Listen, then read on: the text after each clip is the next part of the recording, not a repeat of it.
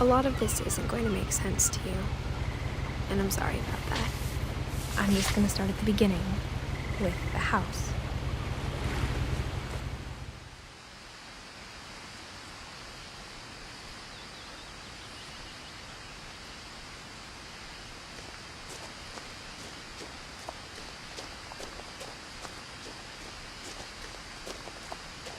I lived here until I was 11, but I wasn't allowed inside half the rooms.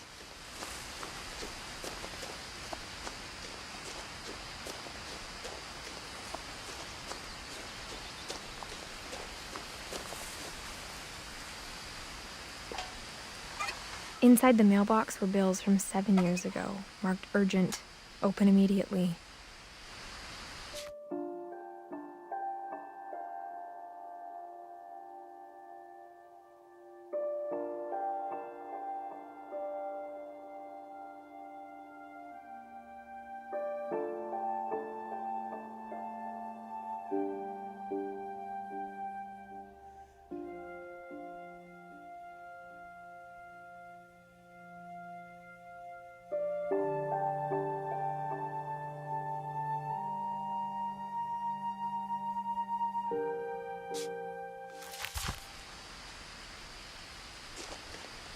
I hadn't been back since my brother Lewis's funeral.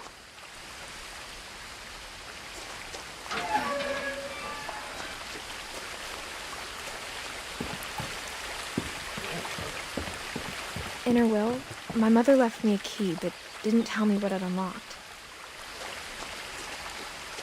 Maybe she thought I'd know, or she thought that the mystery would be enough to bring me back.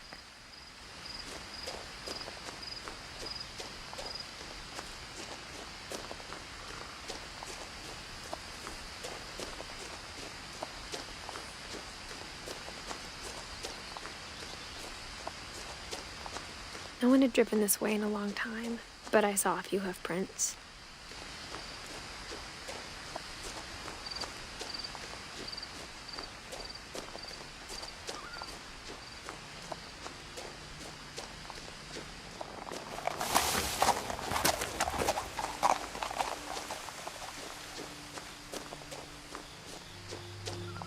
The truth is, even after I inherited the house, I never thought I'd come back to it.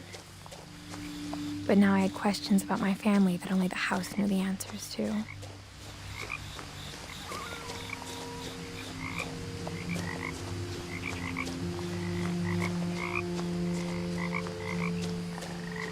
The house was exactly like I remembered it, the way I'd been dreaming about it.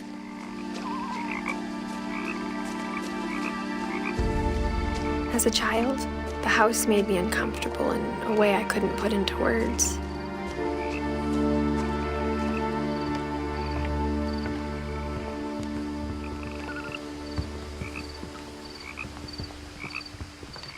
Now, as a 17-year-old, I knew exactly what those words were. I was afraid of the house.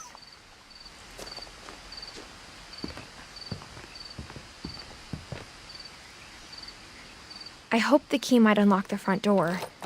It didn't.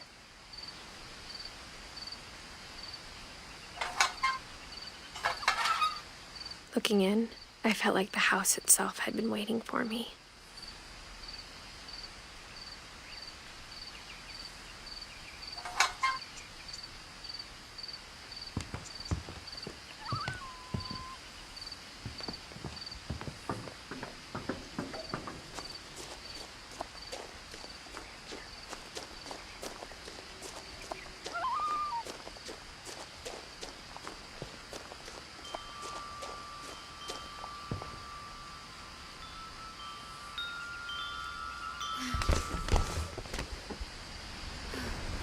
Crawling through the doggy door used to be a lot easier when I was 11.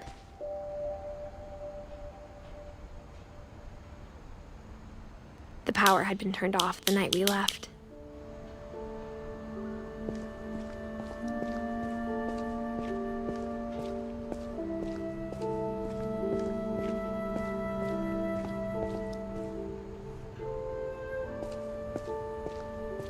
For the first time in years,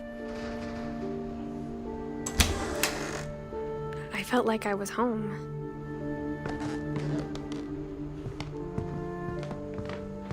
But instead of a family, there were just memories of one. Like how after Lewis started working at the cannery, we all got sick of eating salmon, except our cat, Molly.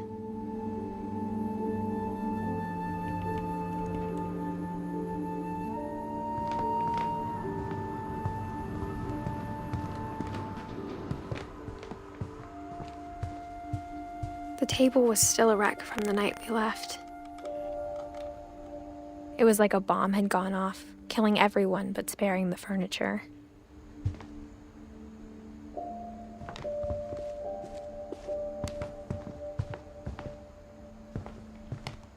My mom was the only one of us who could imagine Great-Grandma Edie living in a nursing home.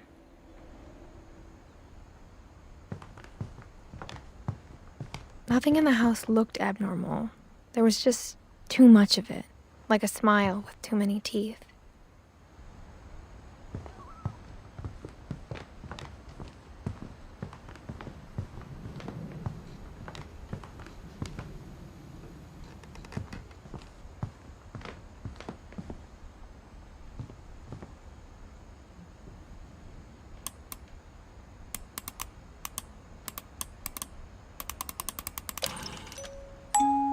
Great-Grandpa Sven built a music box for Barbara, along with the rest of the house. Mom always told me to stay out of the basement, so I wasn't too surprised when the key didn't fit.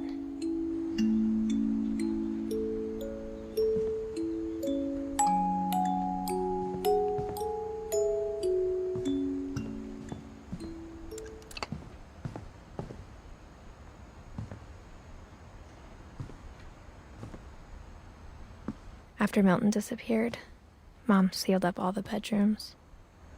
Then Edie retaliated and drilled peepholes.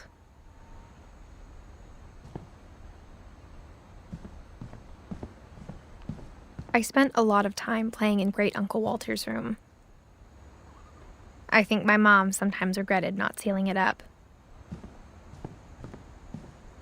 Lewis told me there were secret passages, but I never believed him.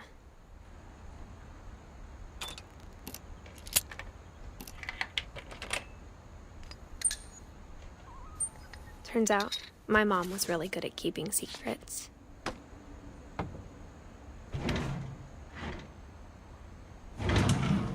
Now it was time to find out what my mom had been afraid of.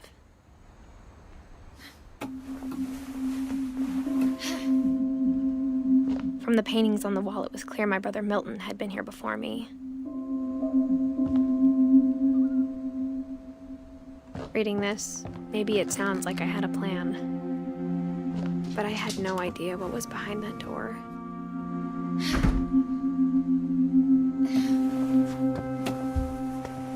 Just like I had no idea where all this was gonna lead. I grew up looking at Molly's room through the peephole. Molly's gerbil had a tiny bedroom with its own even tinier gerbil cage.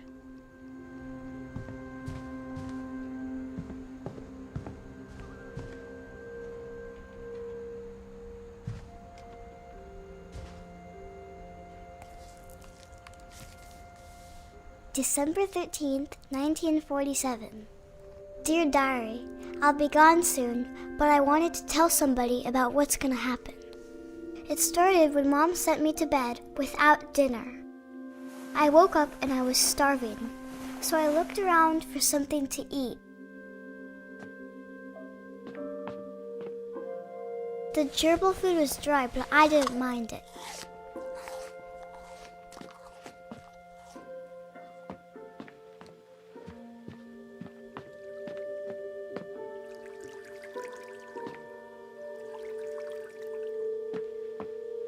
I thought about eating Christopher, but I held back.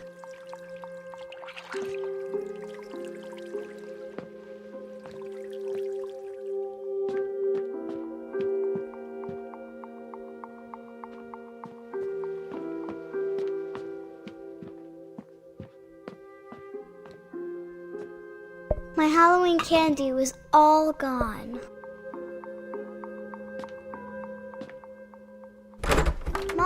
Can I come out now? Sweetheart, it's late. Go to sleep.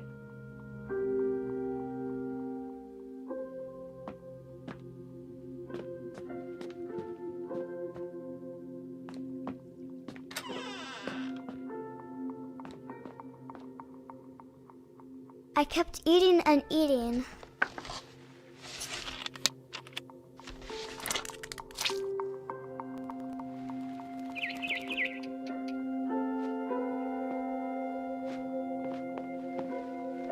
I ate a lot of things that night.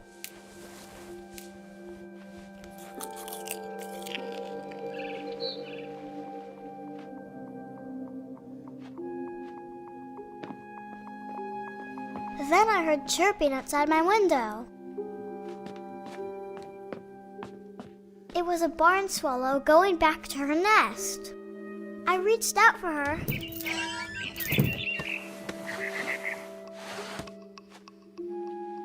And suddenly, I was a cat.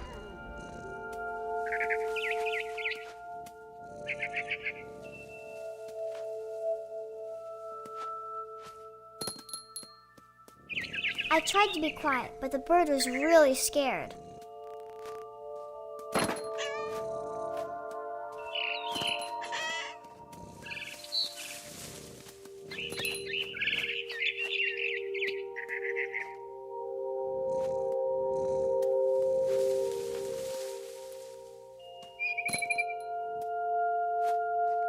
Mom and Dad didn't even look at me.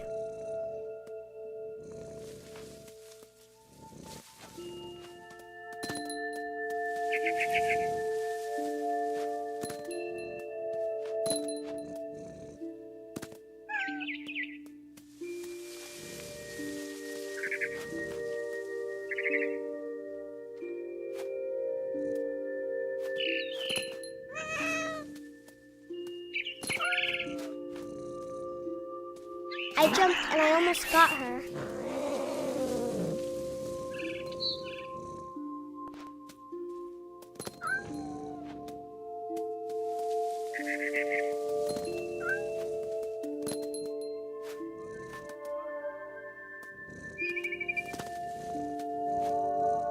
I could tell she was getting really tired. And now I was up in the big tree. I promised Dad I wouldn't climb it anymore. All I cared about was eating that mama bird.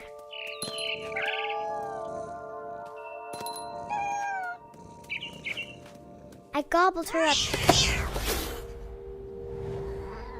And suddenly, I was an owl. First, all I heard was the wind. Then I heard little teeth nibbling in the grass.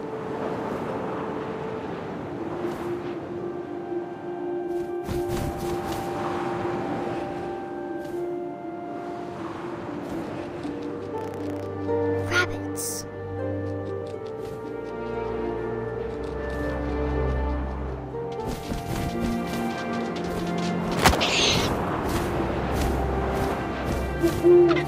I imagined his face looking up and seeing mine through my talons. I swallowed him up, and I didn't chew one bit. Then I flew off to find something bigger.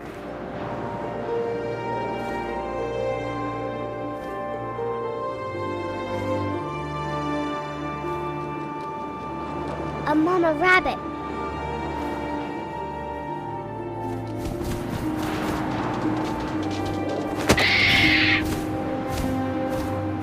She was almost too big to carry.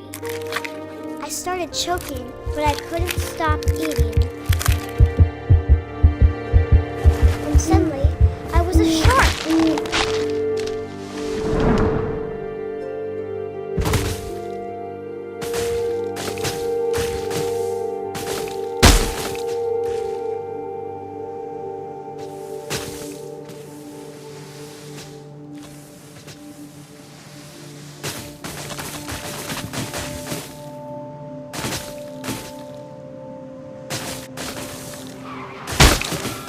I rolled off a cliff and into the ocean.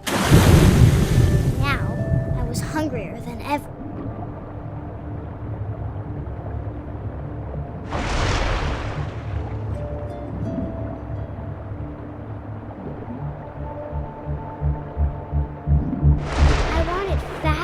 juicy seeds.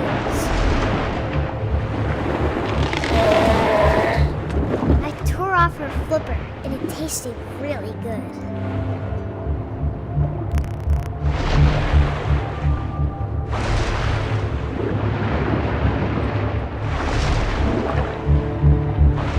Grabbed on tight.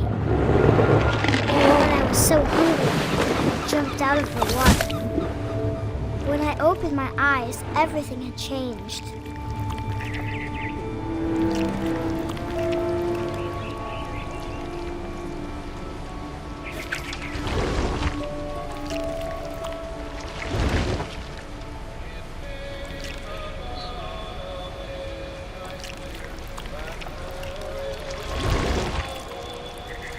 Now I was a monster, and I smelled people everywhere.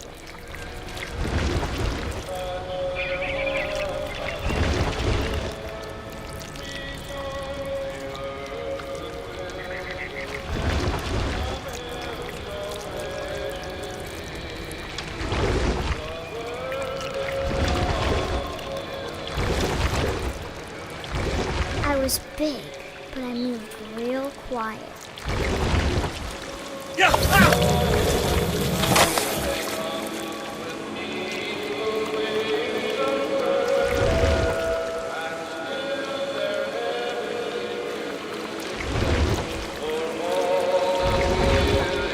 I wanted to stop, but also I didn't.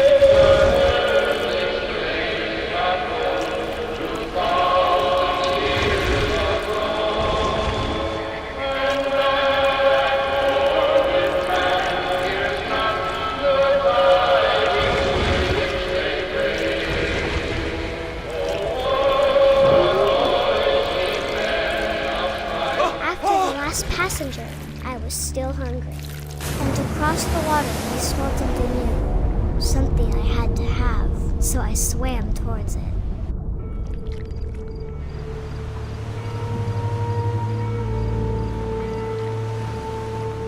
I slithered onto the sand, and the good smell went into an old pipe.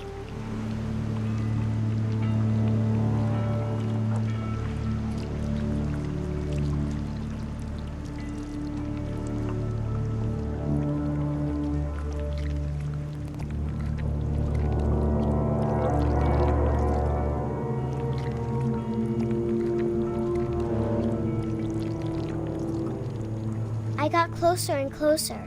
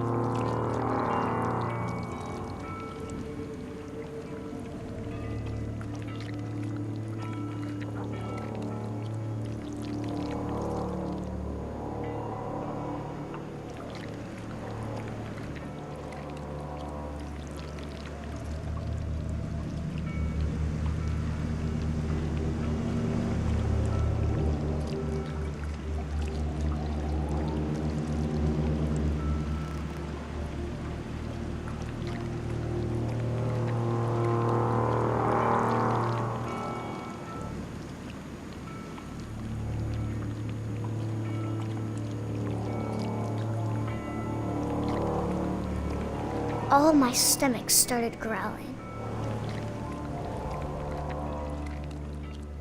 And suddenly, I was me again. I held my breath for a long time, but I couldn't hear anything. I think it's waiting for me to fall asleep. But it's not going to wait much longer. It needs to feed, and we both know I will be delicious.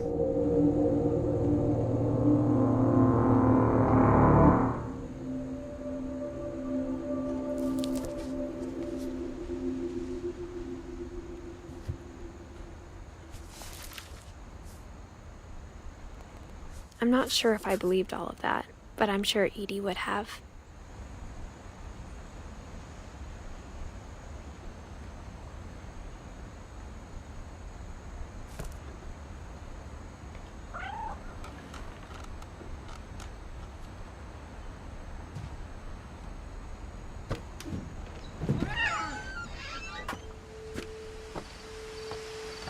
This will be obvious later, but my mom never told me any of these stories. Edie would have, but Mom didn't like bringing up the past. Though, when we adopted a stray kitten, she was the one who named it Molly.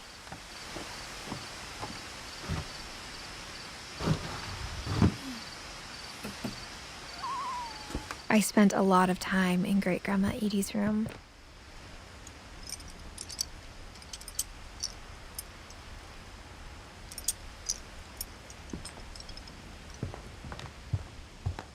Her room was like a museum.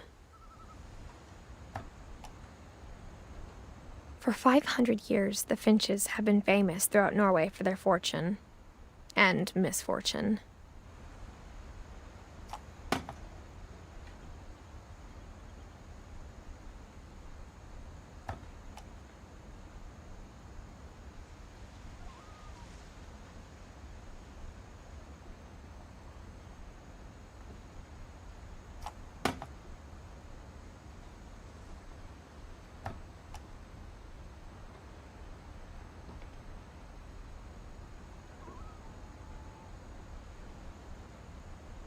Odin Finch buries the latest victims of the family curse, his wife Ingeborg and their newborn son, Johan. On January 7th, 1937, he set sail with his family and his house, hoping to leave. But 40-foot waves off the coast of Washington send the house and Odin to the bottom of the sea. Odin's daughter Edie, with husband Sven and baby Molly, step ashore on their new home, Orcas Island. Odin Finch is the first to be buried in the new family cemetery. His daughter Edie is already dreaming of a new Finch house.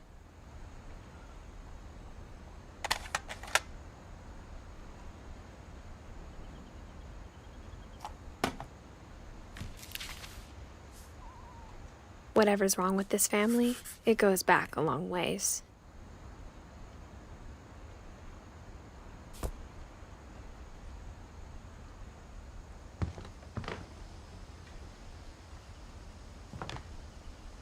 Great-Grandma had always been the family's biggest fan.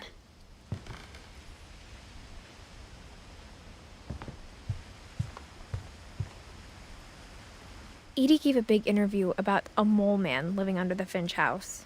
My mom was furious.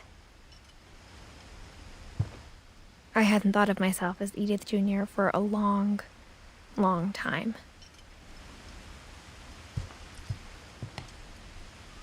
One summer, they evacuated the island, but Edie refused to go. For a few weeks, she was a celebrity. Even in her 90s, sometimes Edie seemed a lot younger than my mother.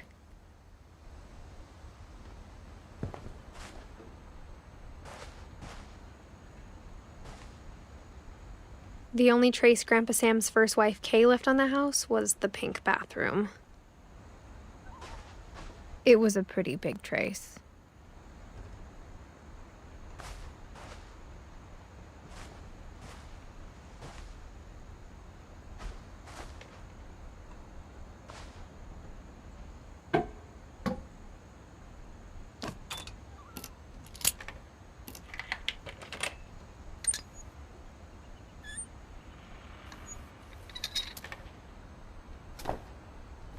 There's a secret in this bathroom. It's in the last place you would look.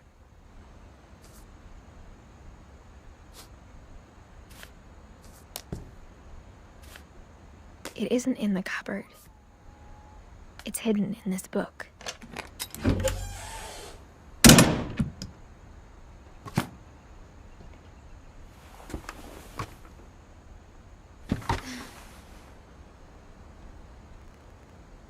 Sven gave Sam an old camera he'd refurbished. He never put it down.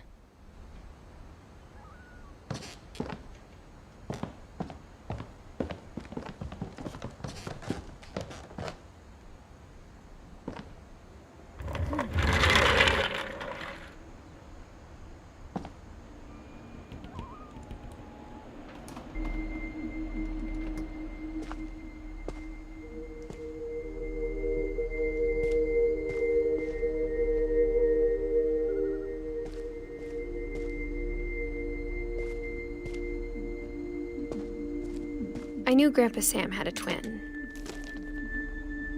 and that he never talked about him. I guess my grandpa didn't like history any more than my mom did.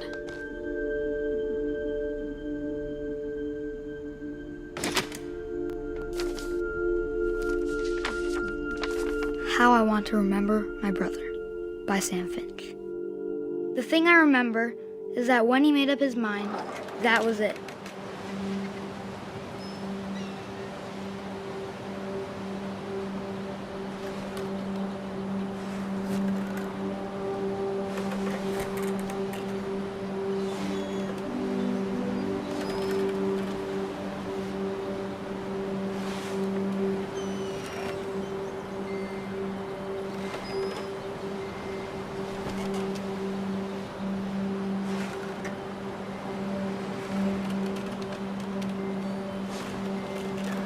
My brother said he'd die before he ate another mushroom, and he did.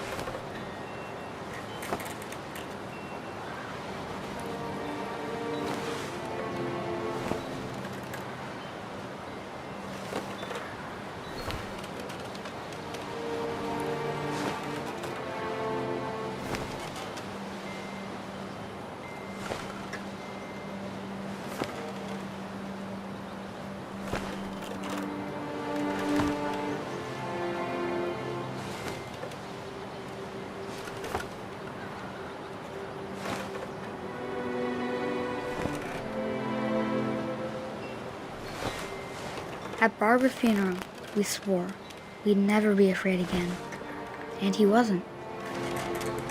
I think Calvin always wanted to fly.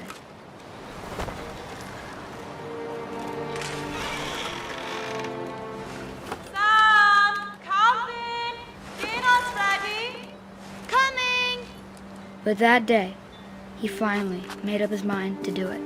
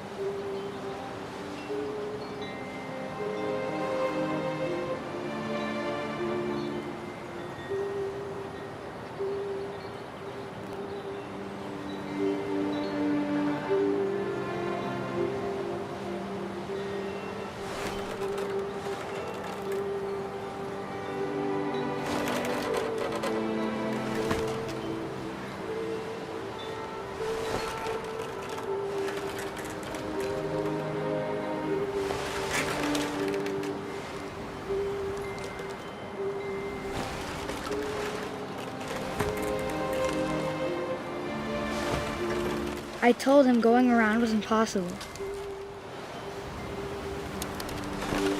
Maybe if I hadn't said that.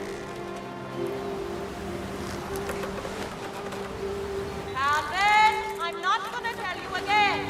Maybe if the wind hadn't picked up, then maybe he'd still be here. But I doubt it. I think he'd already made up his mind. That's what I want to remember about my brother.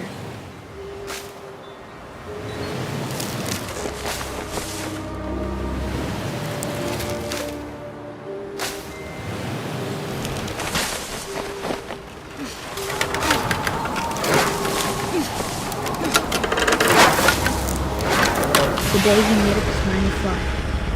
And he did.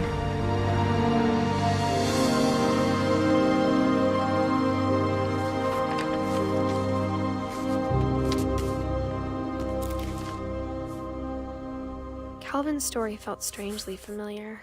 When I was younger, I remember trying to do the exact same thing.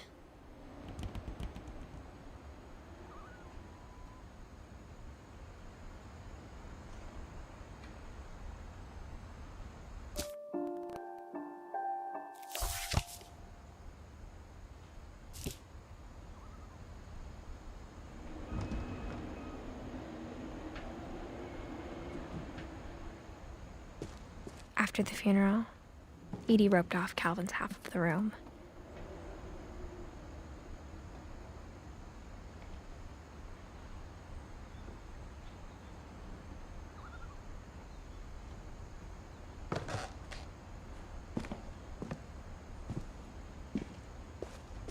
Mom said Grandpa Sam enlisted at 18 and never set foot in the room again.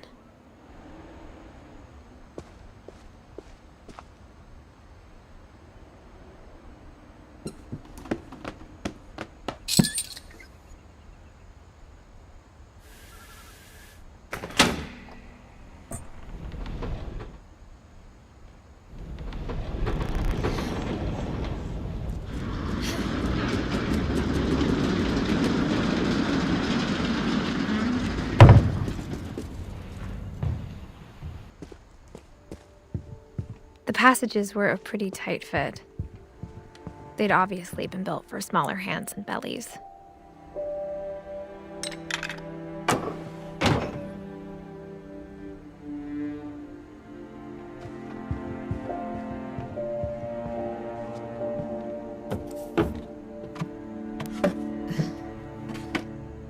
Growing up, I always thought of Barbara as a child star.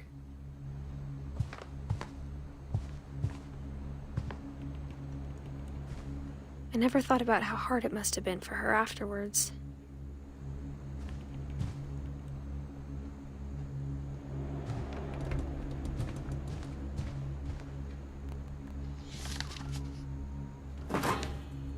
Of all the stories people wrote about Barbara's death, I'm surprised Edie saved this one.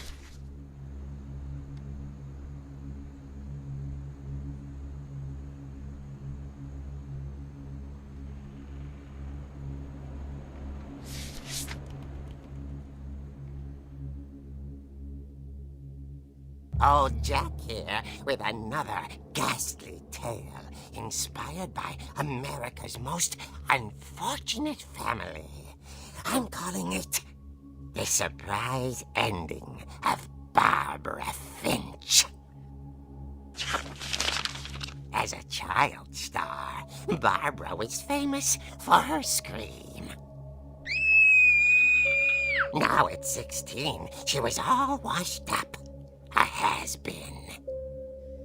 But in a lucky break, she'd been asked to perform her signature scream at a local convention for monster movie fans. It was just the boost her career needed. Unfortunately, her scream hadn't aged well. Getting better. I think you just need the right motivation.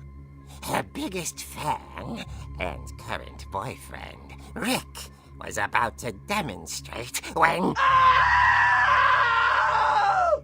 Now that was a great scream. It was Barbara's father, Sven. He'd slipped into a table saw and had to be rushed to the emergency room. So Barbara got stuck babysitting her youngest brother, Walter. Her convention comeback was cancelled. Okay, I'm hearing frustration, but I'm not hearing terror. What if I tried... A gang of hoodlums in Halloween masks have been terrorizing Orcas Island tonight. Police are urging residents to... That came from the basement. You're right! Also, I loved your delivery on that. Why is your basement door locked? Because my dad likes making puzzles and secret passages. There's a key hidden in the music box. The secret is to keep winding and winding until finally the key pops out. Thanks, babe. I'll be back in a sec. 20 minutes later, Rick hadn't returned. So Barbara went to look for him, right on cue. She reached for the music box.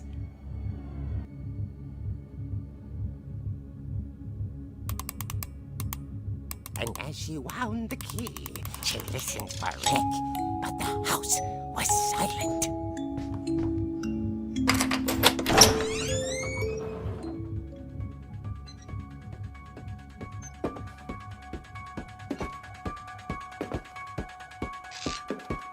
She found Rick's crutch and imagined the worst.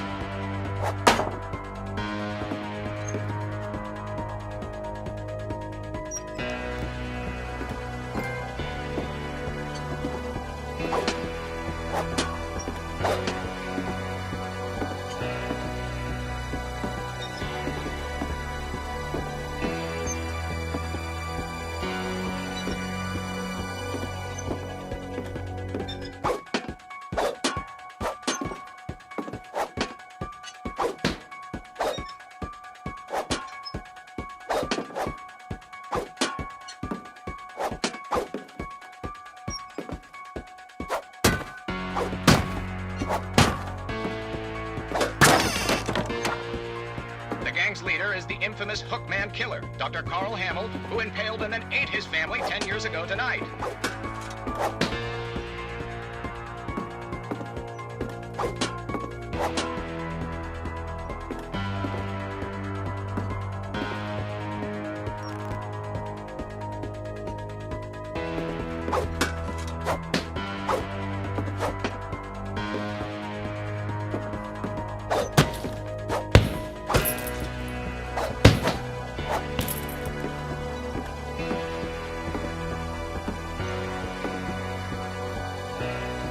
The old fridge rattled and grew still.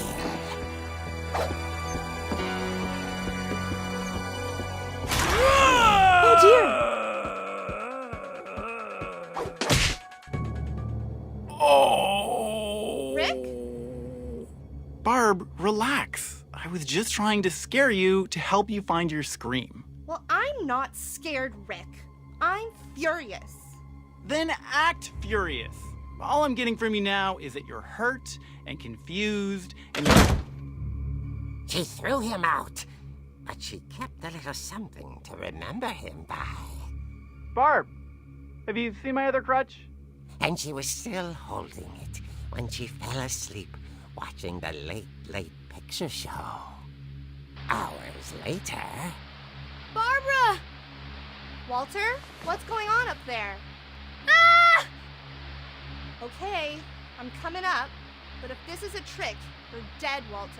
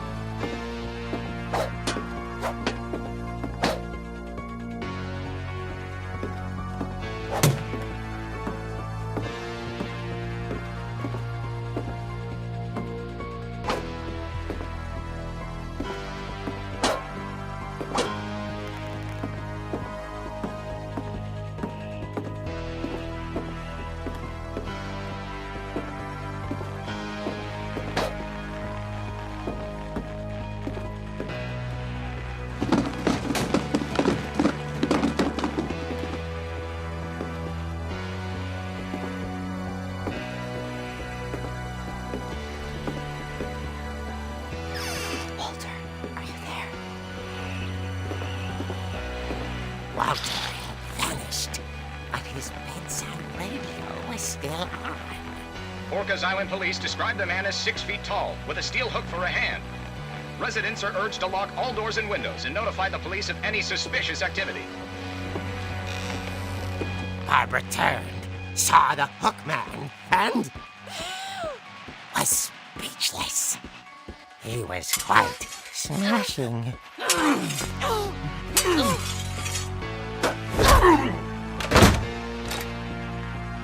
And here he was.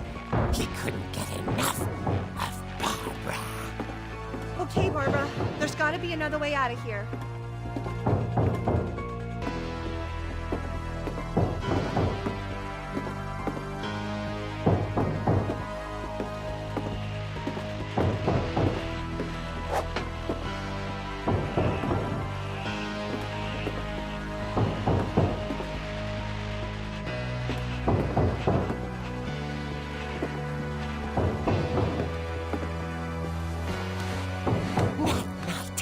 She played her part beautifully.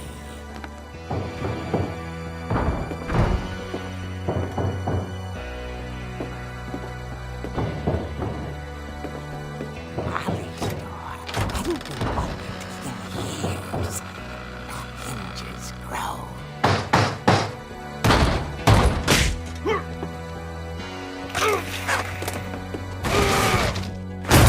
He wasn't moving. But she sensed the story might not be over yet.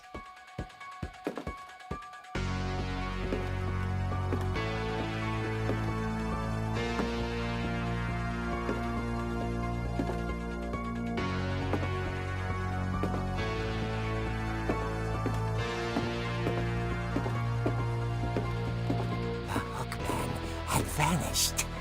She listened for his breathing, but all she heard was...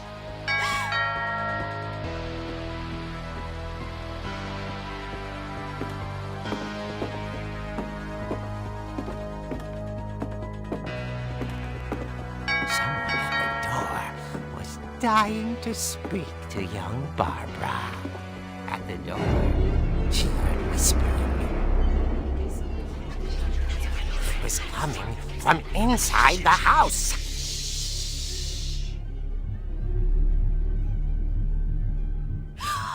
Oh dear. The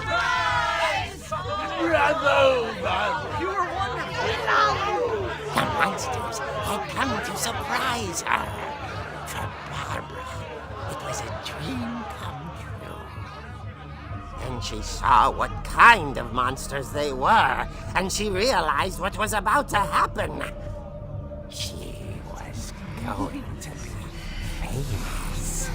And with her final breath, Barbara Finch gave the performance of her life.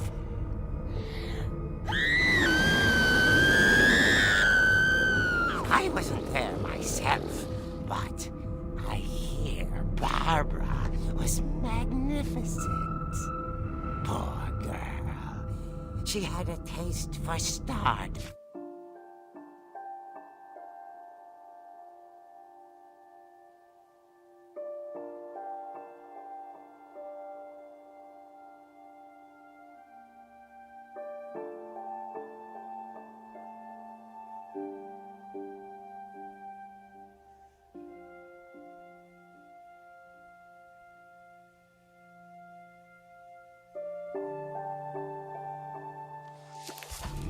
But unfortunately, so did her fans. Of course, the police blamed it all on poor Rick, who disappeared the same night. And little Walter, hiding under his bed the whole time. He took it all pretty hard, but that's another story. As for Barbara, tucked inside the music box is all they ever found of her. Her ear. Now that's what I call a real eerie tale.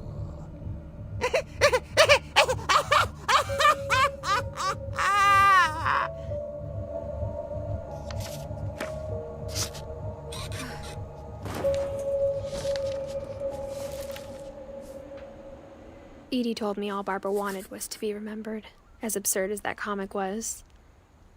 Maybe what Edie saw was a happy ending.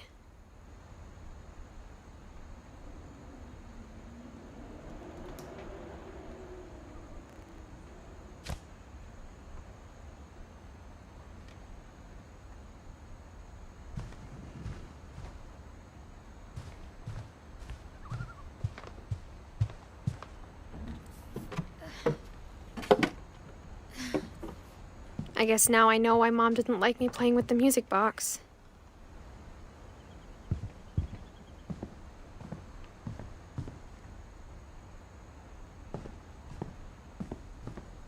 Whenever people ask me about my family, the first thing they always want to know about is Barbara.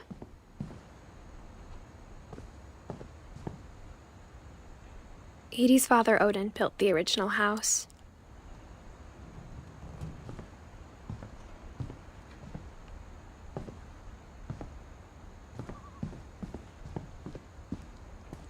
Mom must have locked the third floor stairs on the night we left.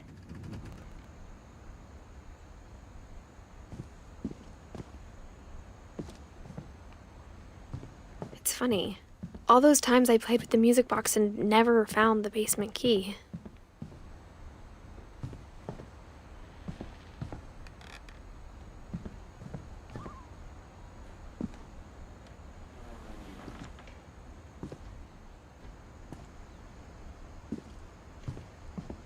A lot of things got left behind in the whirlwind of that last night.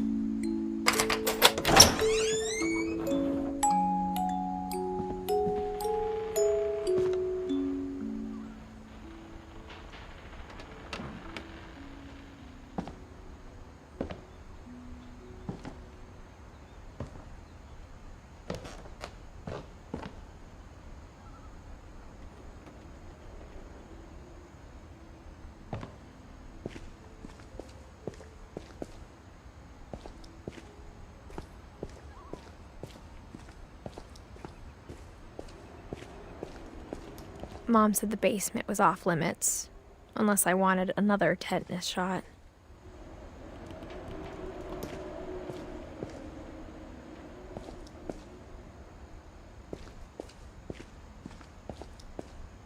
I saw Edie sneak down to the basement once, carrying packages.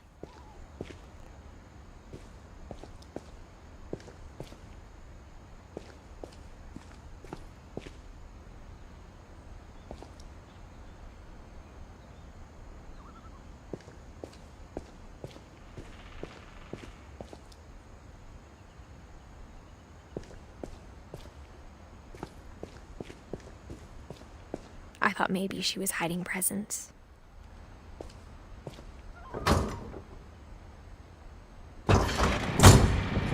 It turned out she was hiding a lot more than that.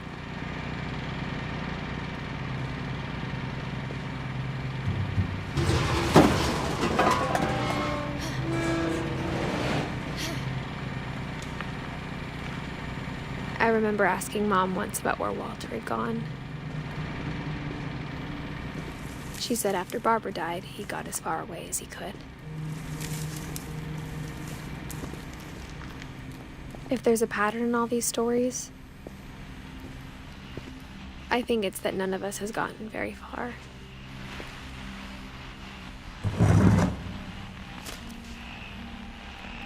Goodbye, everyone. I can't believe I've been down here for 30 years. On that first day, after the shaking started, I didn't think I'd survive.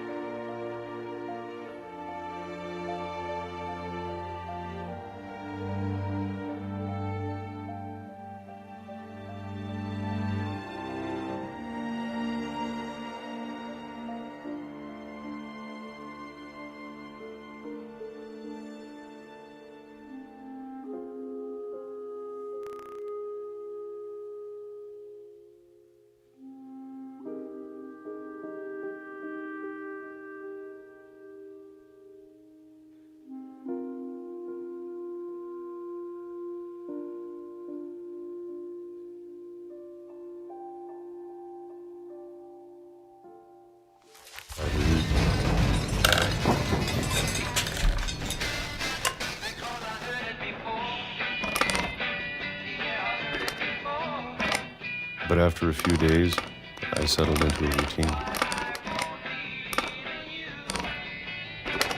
That's what kept me sane. Having a schedule, living for today. I always expected to be dead tomorrow. But if you wait long enough, you get used to anything.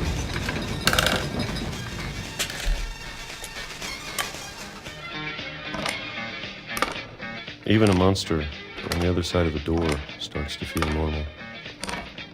Almost friendly.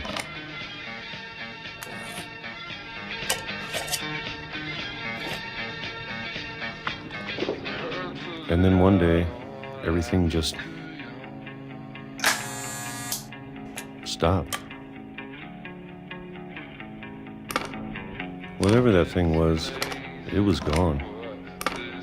Maybe it got tired of waiting. Or maybe I just got tired of being afraid.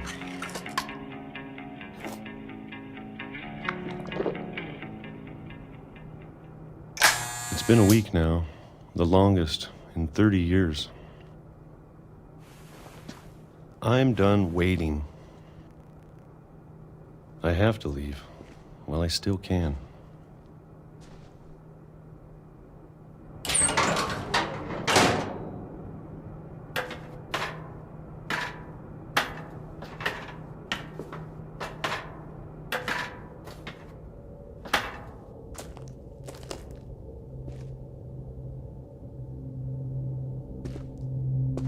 I know it's out there somewhere.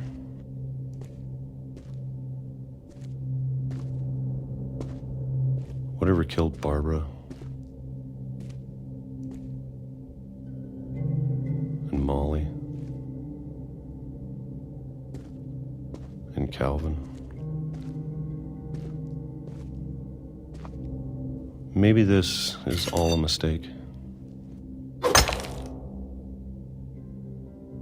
But I need to stop living the same day, even if it kills me.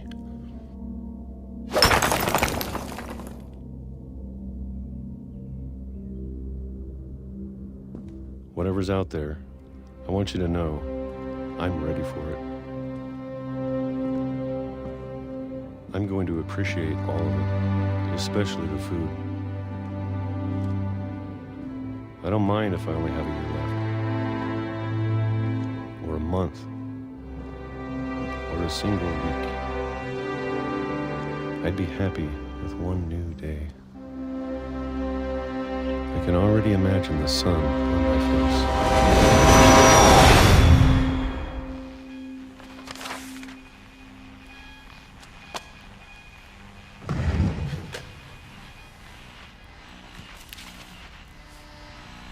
Walter died when I was 6.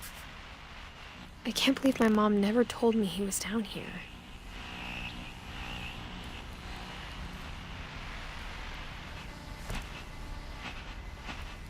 I'm sure my mom was trying to protect me.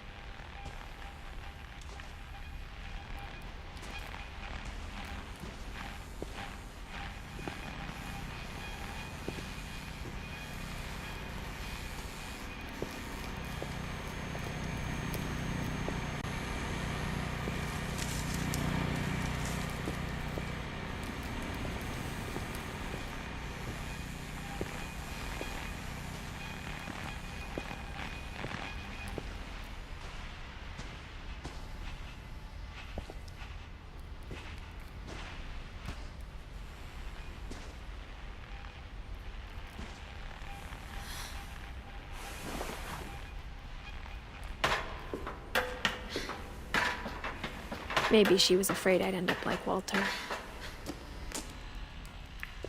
But if she never told me about an uncle under the house, I can only imagine what else she was hiding. I don't want to make the same mistakes she made.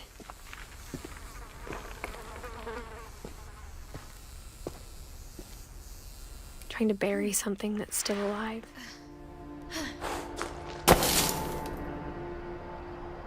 Now that there's only one of us left, or maybe two, I thought it was time I heard the stories for myself and found out what happened to everyone else. But now I'm worried the stories themselves might be the problem. Maybe we believed so much in a family curse, we made it real.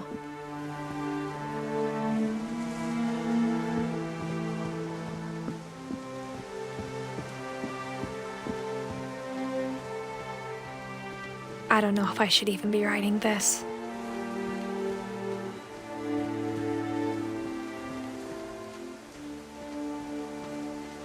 Maybe it'd be better if all this just died with me.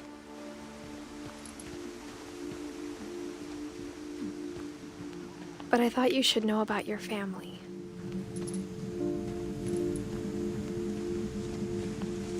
And the history you're a part of.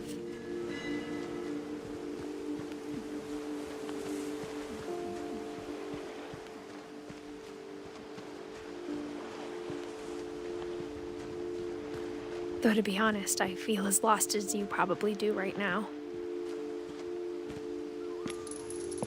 I think the people in these stories believed them, for what that's worth.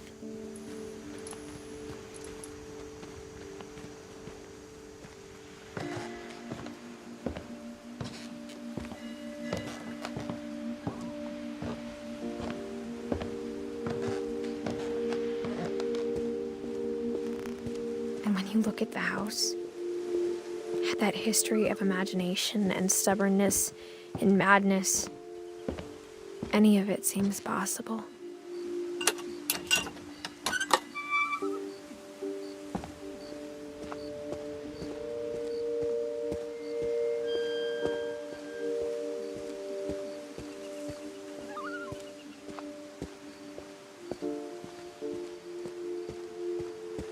I think we've been surrounded by death for so long, we've just gotten used to it. What kind of family finishes building a cemetery before starting the house?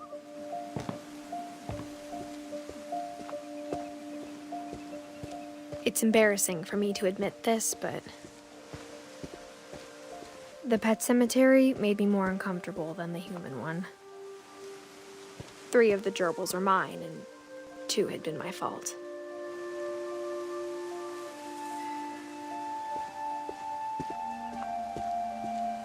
Sven built the house, but it was Edith who designed the cemetery.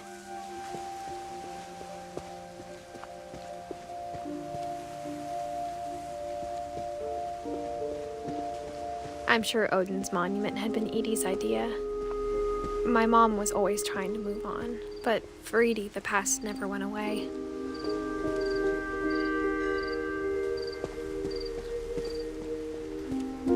She could see it poking out of the water at low tide.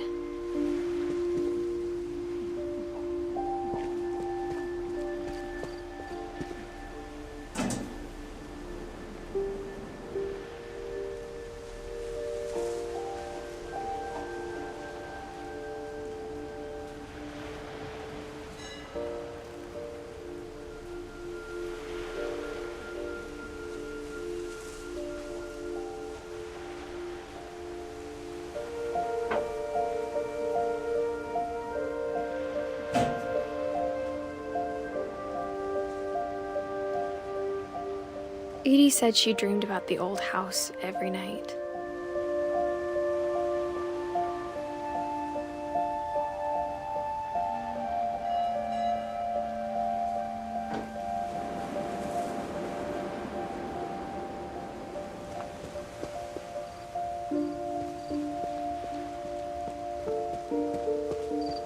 Edith's side was always easier for me to understand. But the older I get, the more I can see where my mom was coming from. Her dad had been pretty strict, but it wasn't enough to save her brothers. She was just trying to do better.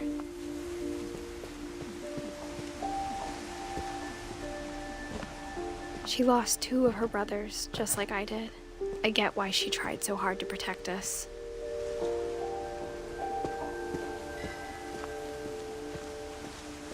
There's so many things I wish I could ask my mom now. Part of me thinks this is what she wanted all along. For me to come back someday and find everything out for myself.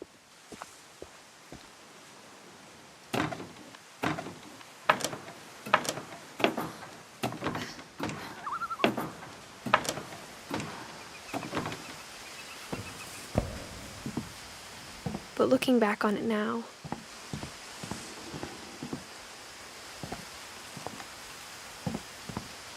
if she told me there was going to be so much climbing, I never would have come when I was 22 weeks pregnant.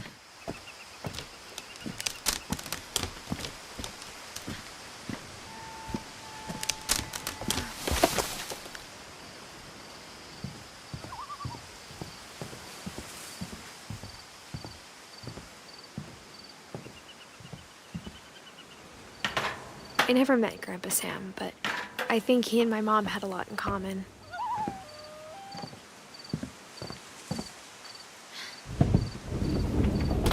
They were both pretty intense.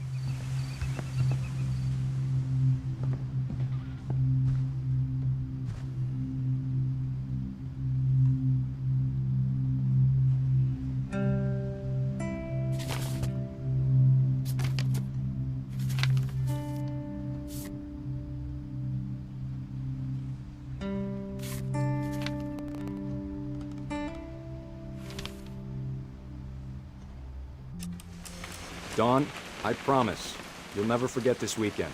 Yes, sir. These memories are gonna last a lifetime. Am I gonna have to shoot anything?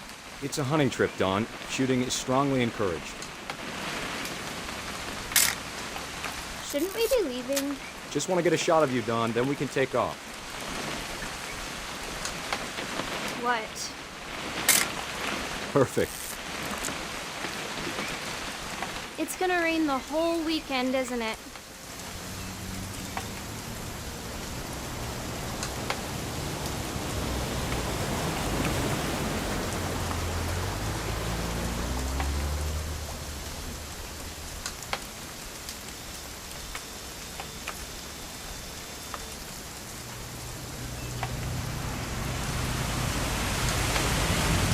I will never forget this weekend, Dad.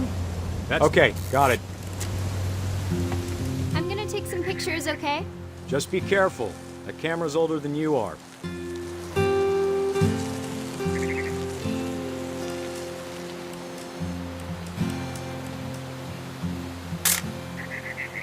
You're right, Dad. It's starting to clear up. Still freezing, though.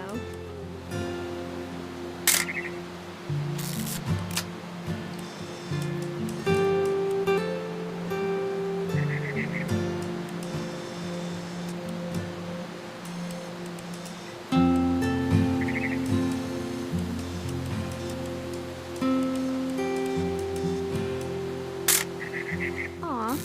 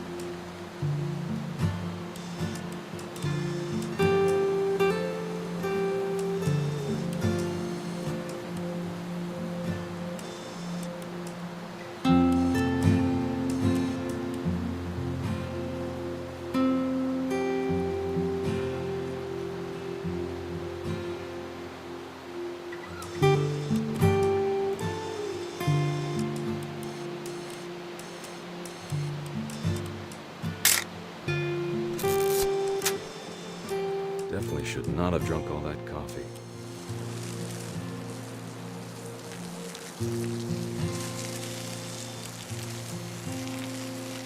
Nothing quite like being outside.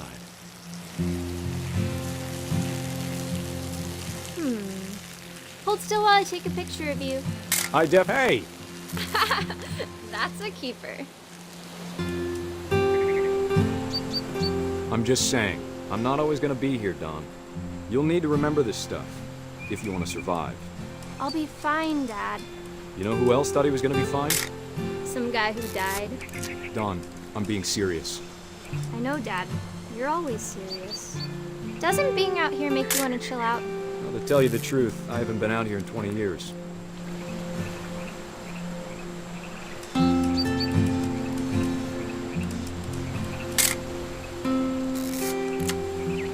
Last time I was with my brother Calvin. Man, that was a great trip. Your grandpa Sven taught us... Dad! Good eyes, Don. Before you take the shot, let me get a picture of you.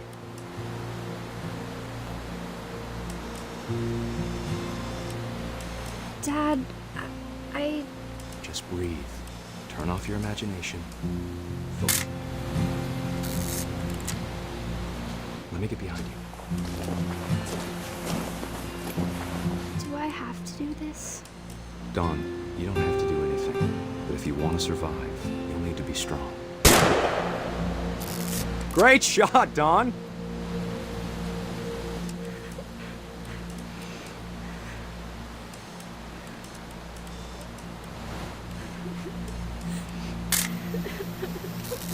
I'm proud of you, Don.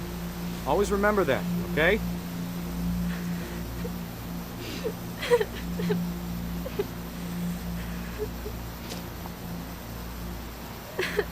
Sorry, Don. Just gotta reset the timer.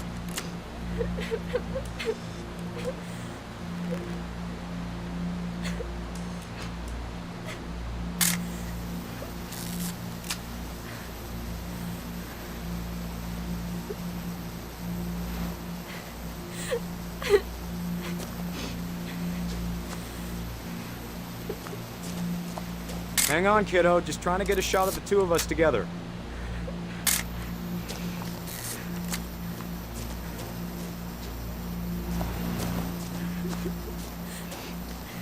Dad, it's twitching. I think That's it's totally still... normal, Don. Just focus on the camera. Try not to think about... Dad!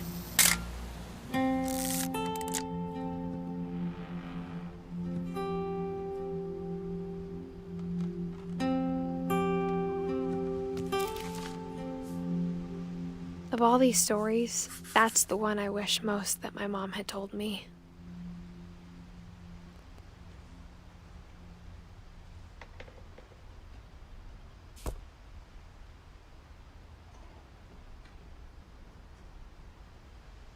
Sam spent his life shooting photos, but Mom said he got nervous being in front of the camera.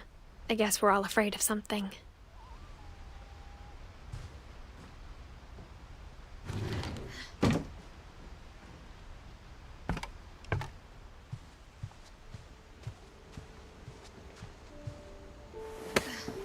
After Sam died, my mom and Edie got really close. They'd both lost a lot.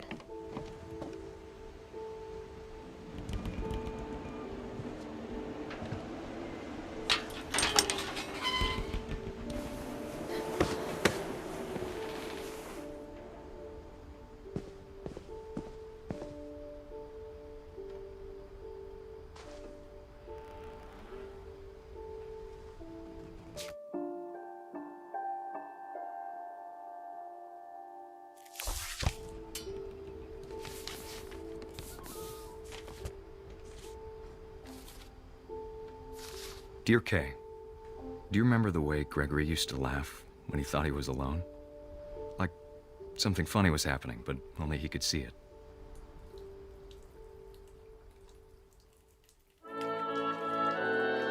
I think he saw things the rest of us don't.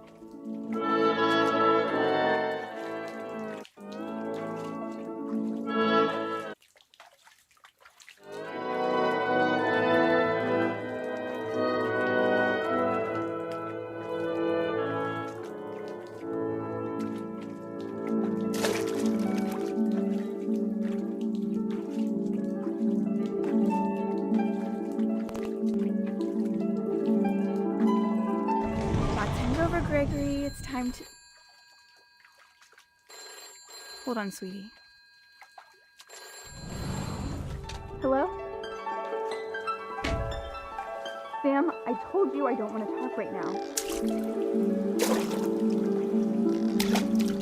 I wonder what he saw. What his world was like.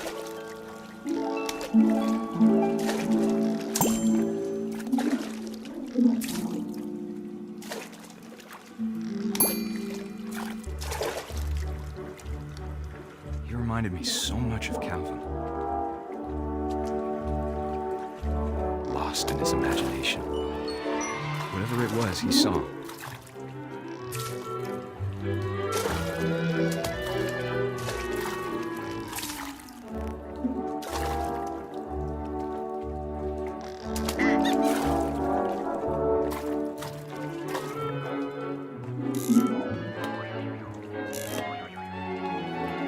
It sure made him happy.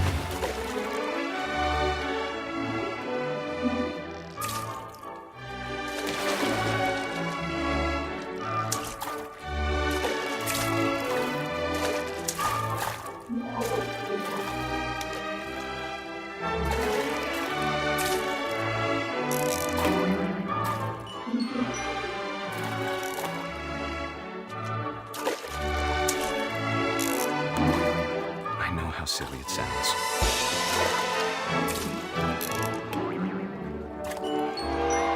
But I worried about a baby being too happy. But I feel him slipping away. Sorry about that, Gregory. I know you did everything you could. Maybe if I hadn't called that night. Damn it. Hold on, I don't want Gregory to hear this. I wish he could have told us about the world he saw.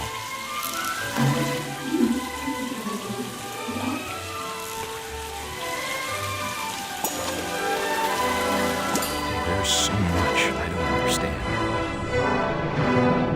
about Gregory, about everything.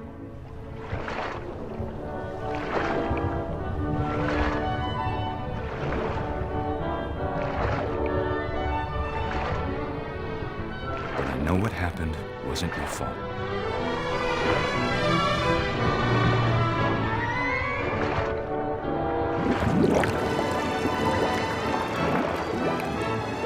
I'm sure he's happy. And he'd want you to be happy too. Good luck, Kay.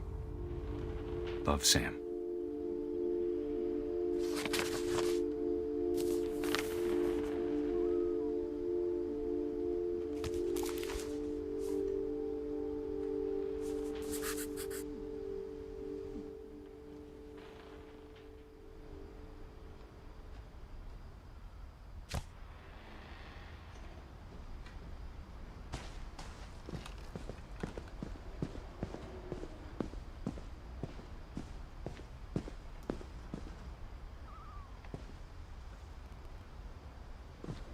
I can't imagine my mom ever writing poetry, and yet... A poem for Gus, who always said the wedding was a bad idea. Our father never hit us kids, at least not very hard. before the day my brother said with teenage disregard that he'd be dead before he'd see a wedding in our yard.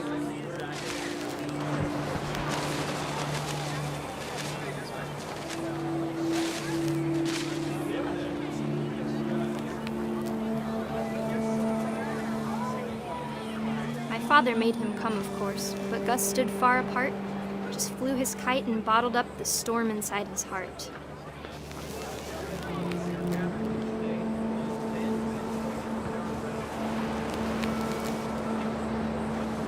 I tried to talk him out of it, but though he'd never met her, "We don't need a stepmom," were the words that I now pronounce you husband and wife. You may kiss the bride.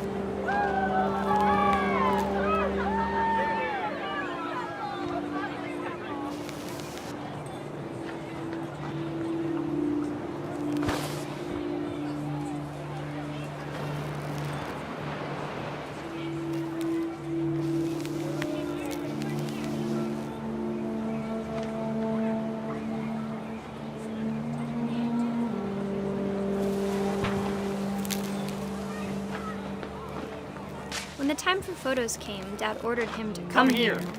But Gus declined and as a sign held up his middle finger.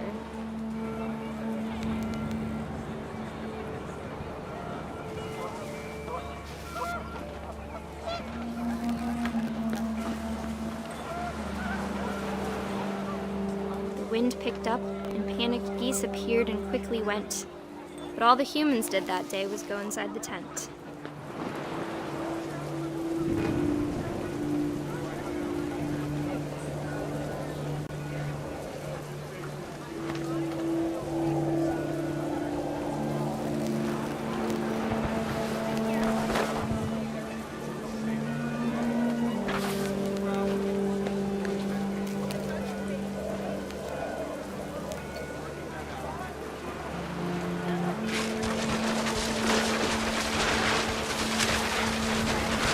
The rain came down in buckets then, but no one seemed afraid that nature might destroy the tent our dad had crudely made.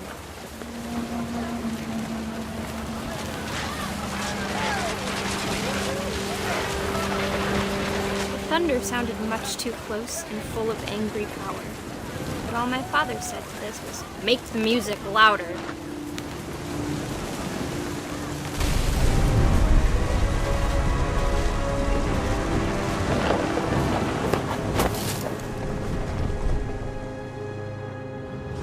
I wish that I could truly say I thought about you on that day. Out there on the beach alone, just you, the wind, the sea, and foam. But I didn't, until we found you.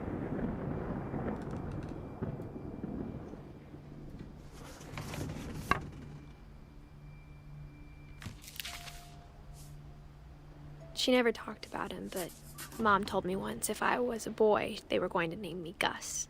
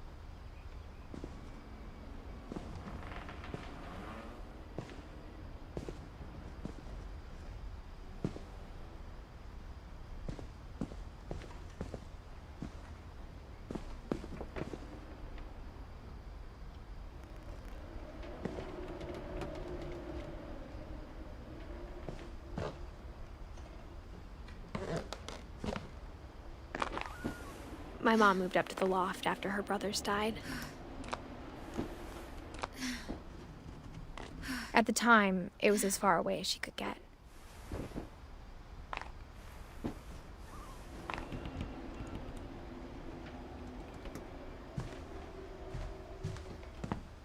She spent a summer building houses in Calcutta, where she met my dad, Sanjay.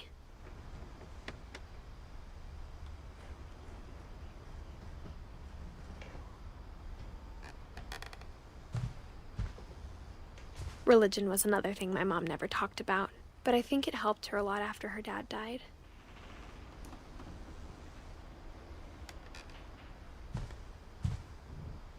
My mom moved to India a week after graduation and got a job teaching English. Louis was born a year later.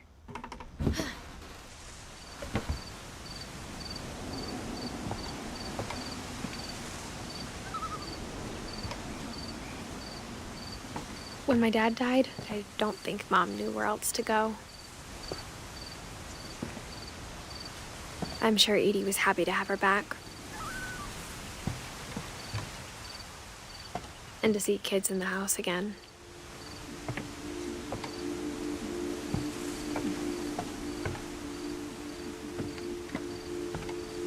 The house had to get a little bigger, but Edie was used to that.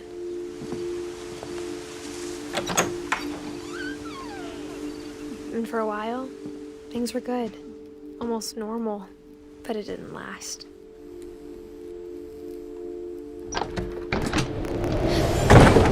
The beginning of the end was Milton's 10th birthday, when Edie gave him a castle.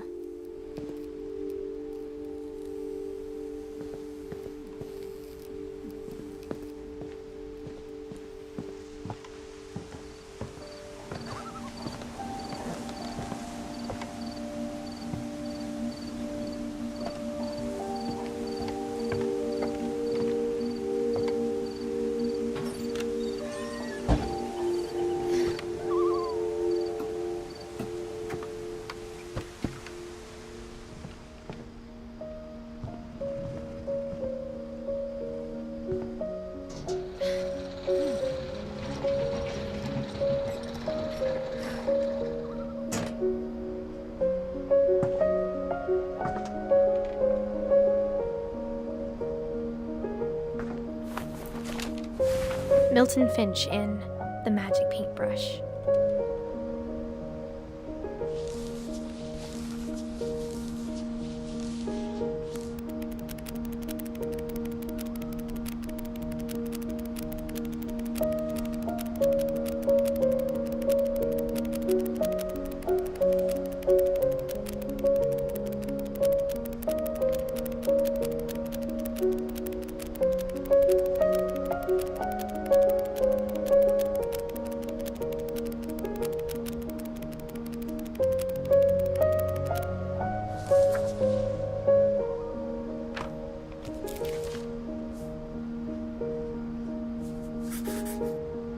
I was 4 when Milton disappeared.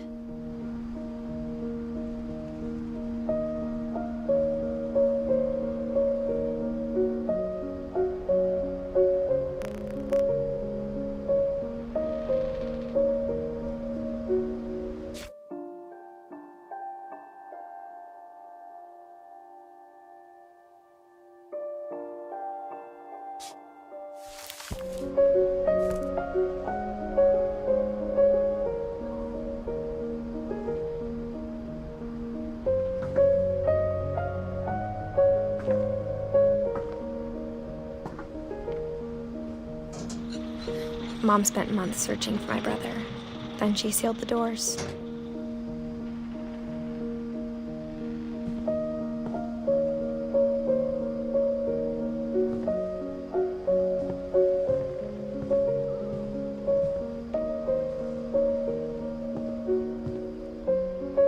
Whatever Milton had found in the house, Mom didn't want it getting out.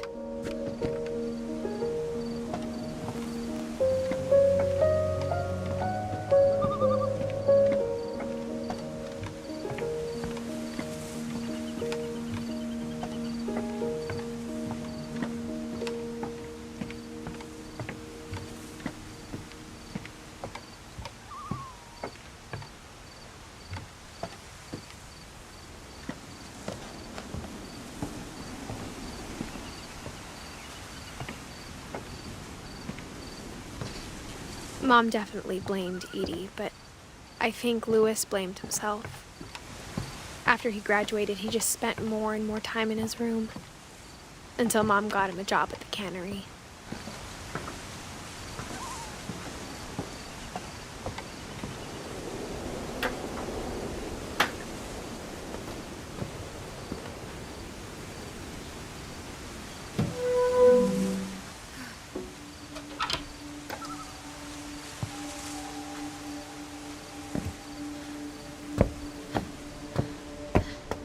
Lewis's room smelled very, very familiar. That part of him lived on. Lewis and I spent a lot of time playing games together, but he was surprisingly bad at them. He died a lot.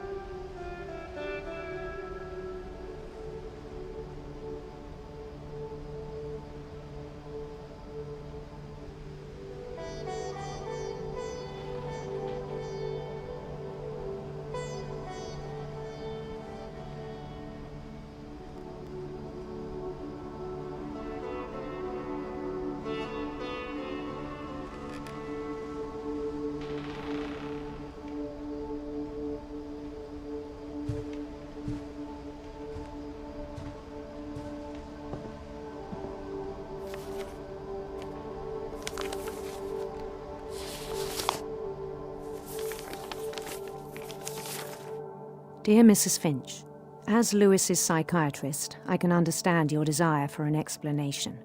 As I see it, the trouble began in January, shortly after we convinced your son to seek treatment for substance abuse. Newly sober, I believe Lewis first noticed the monotony of his daily life.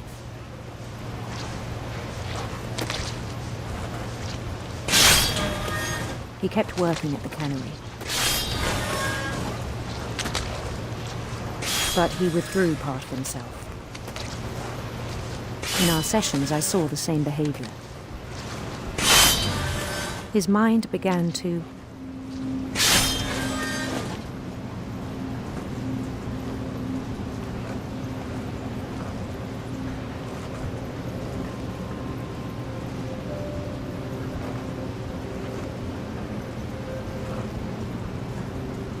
wander.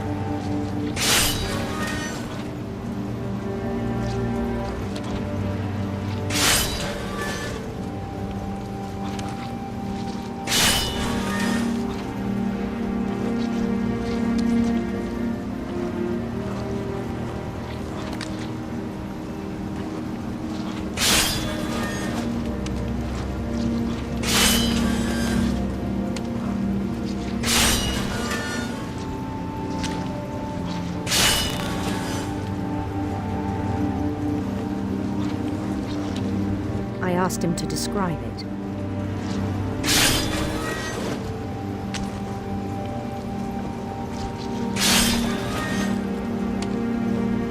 He said he started small, imagining a labyrinth. He'd feel his way about. Then something moved. Bats. And toads.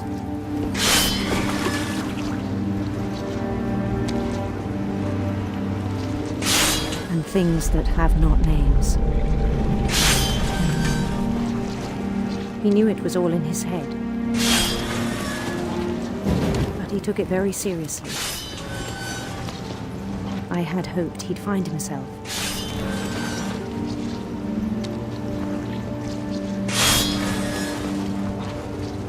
But he found something more. I worried about him then, daydreaming at the cannery.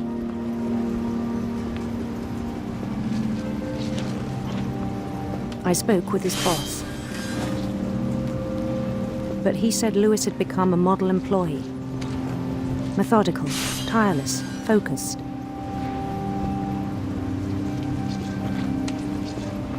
Like a whole new Lewis. So I let him go on.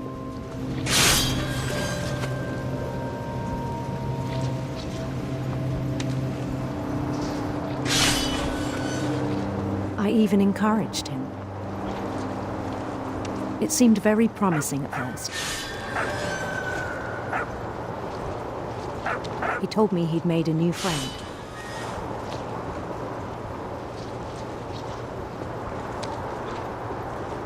On the edge of a city he named Lewis Topia. He built the city up slowly, brick by brick. Then he made musicians.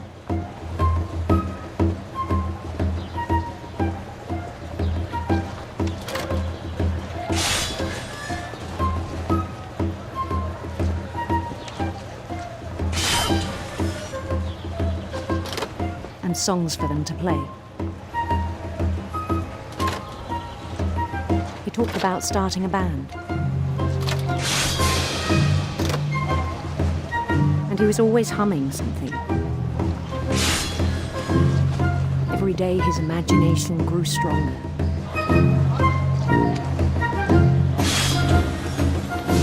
He no longer spoke at the cannery.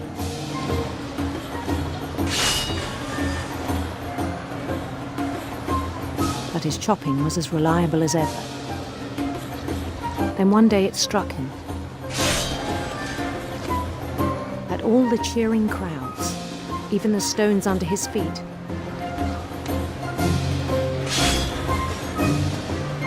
were all in his imagination, so he could do whatever he wished.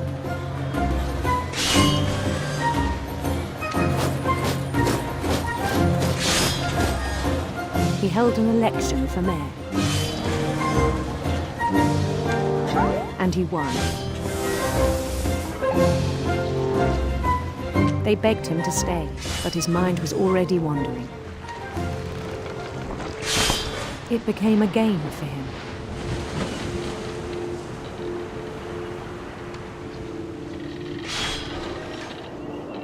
He'd conquer a city, then immediately push on. New Louisville.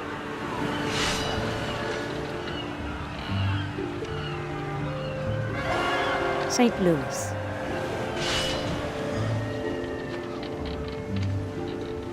He started drifting away from our reality.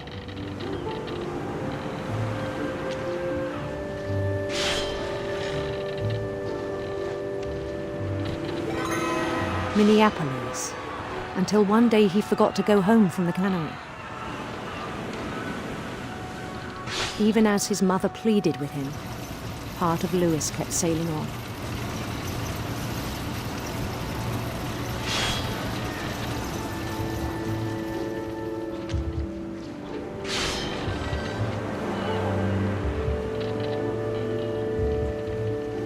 In Louisburg, he heard rumors of a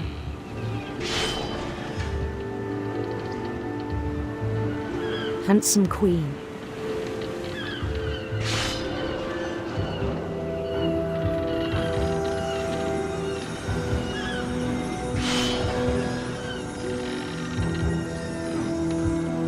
The queen was on her own quest for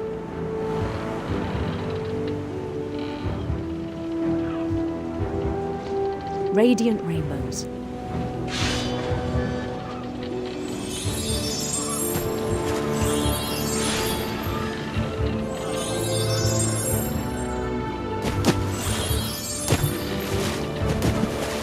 followed the sound of her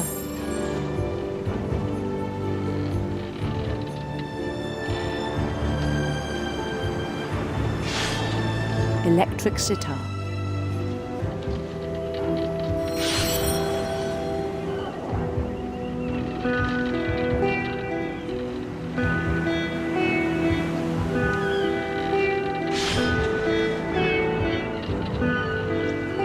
His chase led him to a golden palace east of the sun and west of the moon.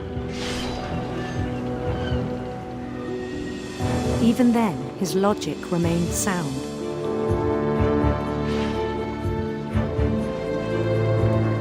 He knew the world was all in his imagination.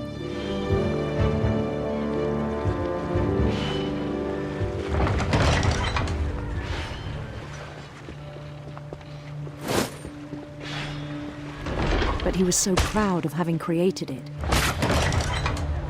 In his own eyes, he'd become something greater than a king.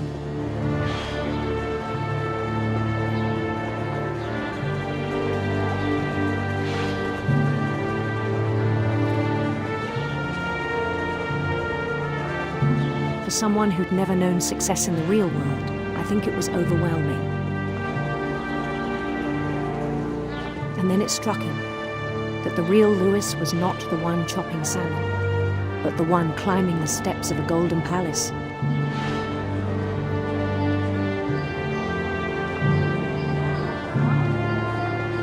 My imagination is as real as my body, he told me. It was hard to argue with him.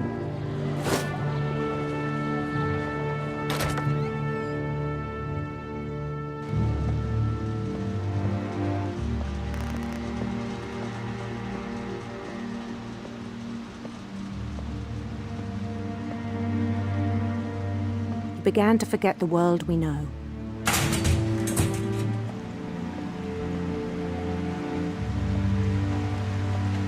I think it pained him to remember Lewis, the cannery worker.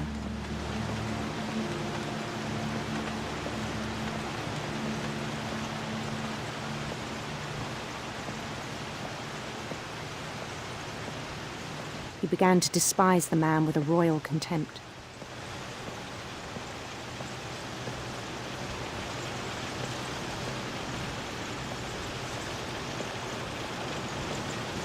I still thought I could save him.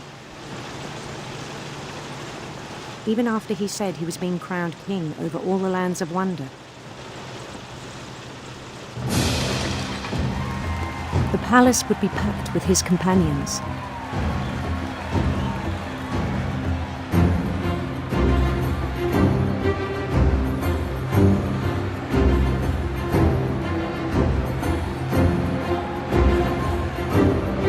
Including the wise Calico who'd insisted on advising him.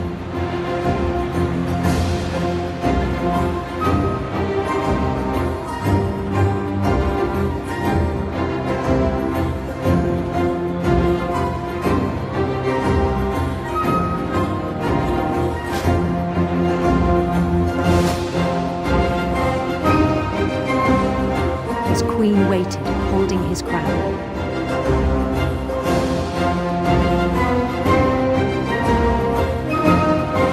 There was only one thing left to do.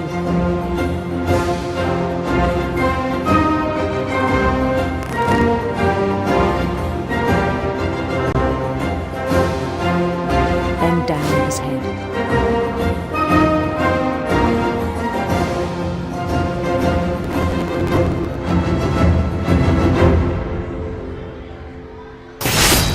And the rest I think you know. Mrs. Finch, your son was a kind man who will be missed by all of us who knew him.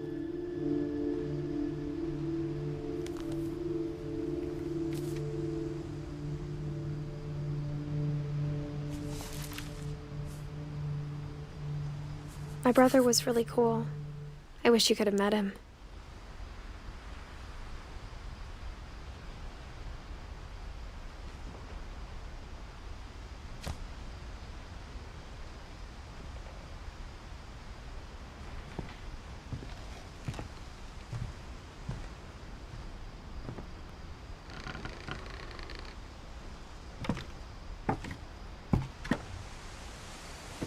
On the way back from Lewis's funeral, my mom told me to start packing. She waited until the day before we left to tell Edie. I'm not sure if she wanted to make it easier or harder.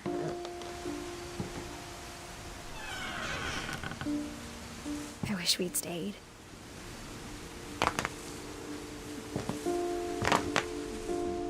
But I understand why we left.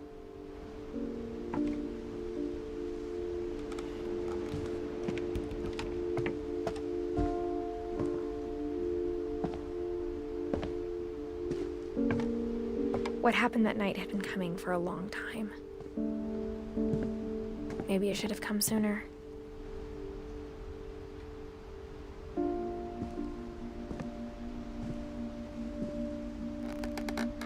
But it had to end one way or another. All that's left now is to tell you about that last night.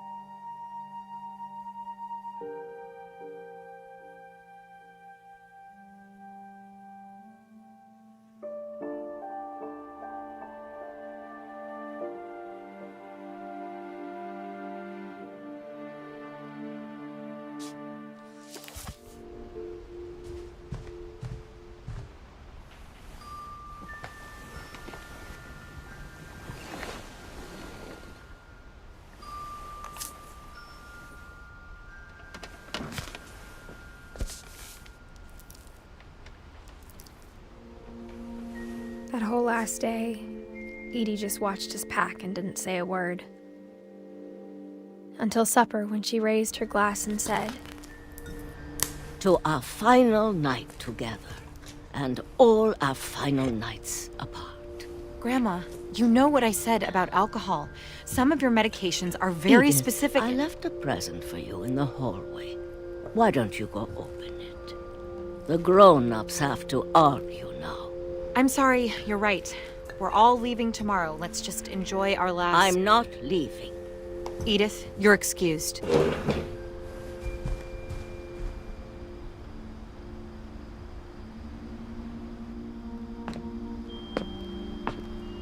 The power had been shut off that morning, but Edie always had plenty of candles. When my mom sealed the library, I don't think she knew about the other entrance.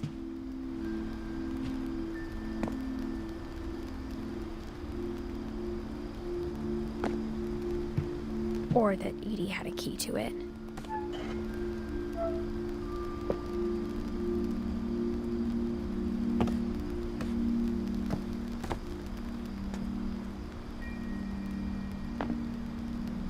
That thing you're afraid of isn't going to end when you leave the house.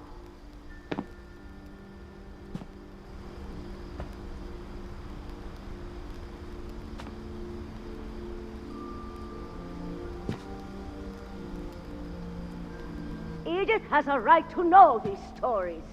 My children are dead because of your stories. I think it's best if Edith and I leave tonight.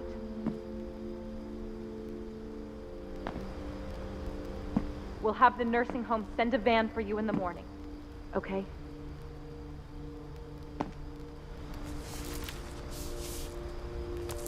Dear Edith, there's so many stories I wish I could tell you, but there's only time for one. This is about what happened on the night you were born. That night, the tide went way, way out. It was the first and last time I ever saw the old house aground. There'd been an earthquake out in the middle of the ocean. They called it the lowest tide in 1,000 years. God, it smelled awful. You know, I've seen that house every day of my life.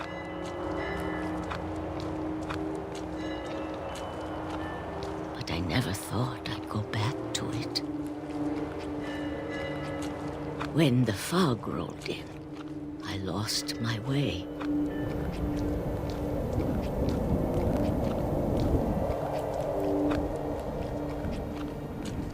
I got turned around.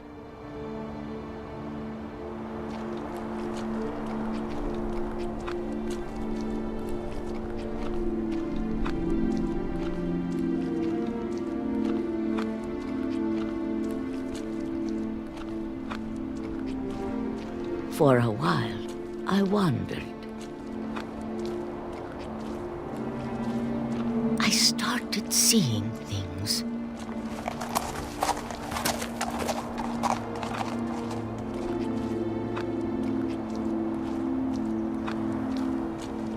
Things I'd forgotten had ever existed.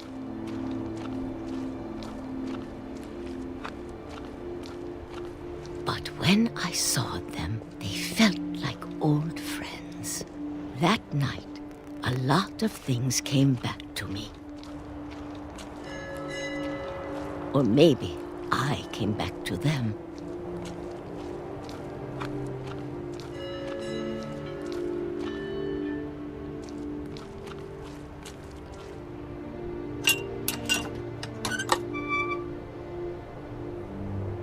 Things I can't explain, but that I need you to try and... Edith, what are you doing in here? It's mine. Edith! Mom, you're gonna rip it! Let go! I kicked and screamed, but Mom dragged me to the car.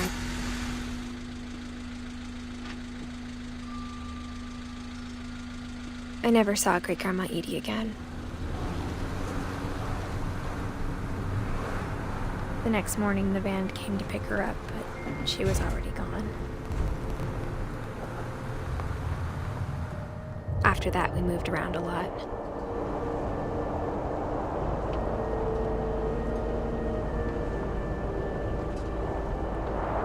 We both tried to make the best of it.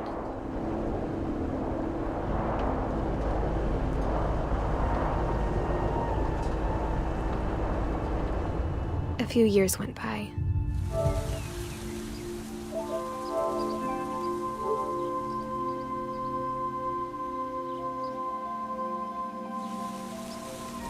My mom didn't like to talk about it.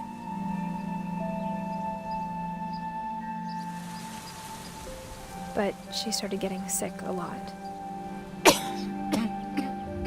The rest happened pretty quickly.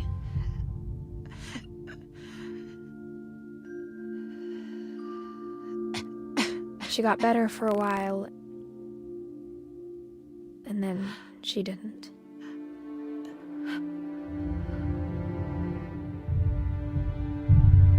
And then I was alone.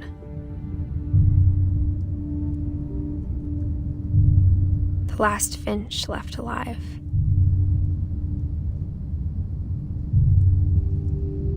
Until I found out about you. I'm still not sure what to tell you about all this. If we lived forever, maybe we'd have time to understand things. But as it is, I think the best we can do is try to open our eyes. And appreciate how strange and brief all of this is.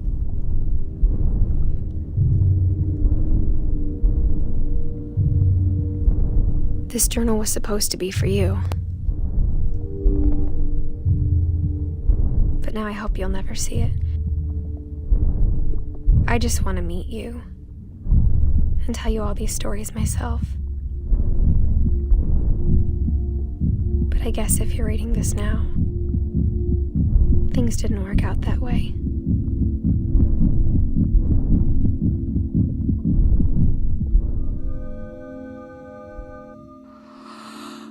This is where your story begins. I'm sorry I won't be there to see it. It's a lot to ask, but I don't want you to be sad that I'm gone.